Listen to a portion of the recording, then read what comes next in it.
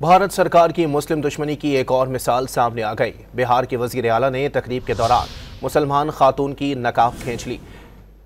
पटना में एक मुस्लिम खातून को तकर्रुरी का सर्टिफिकेट दिया जा रहा था। तकर्रुरी नामा देते हुए नीतीश कुमार ने खातून की तवज्जो हटाने के लिए एक जानिब इशारा करते हुए कहा कि वो क्या है।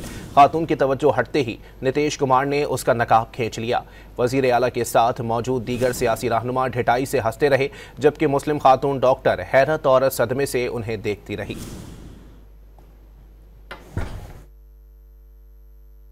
भारत सरकार की मुस्लिम दुश्मनी की एक और मिसाल सामने आ गई। बिहार के वजीर आला ने तकरीब के दौरान मुसलमान खातून की नकाब खींच ली।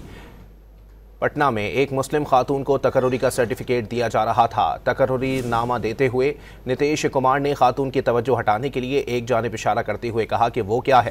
खातून की तवज्जो हटते ही नीतीश कुमार ने उसका नकाब खींच लिया। वजीर आला के साथ मौजूद दीगर सियासी रहनुमा ढिठाई से हंसते रहे, जबकि मुस्लिम खातून डॉक्टर हैरत और सदमे से उन्हें देखती रही।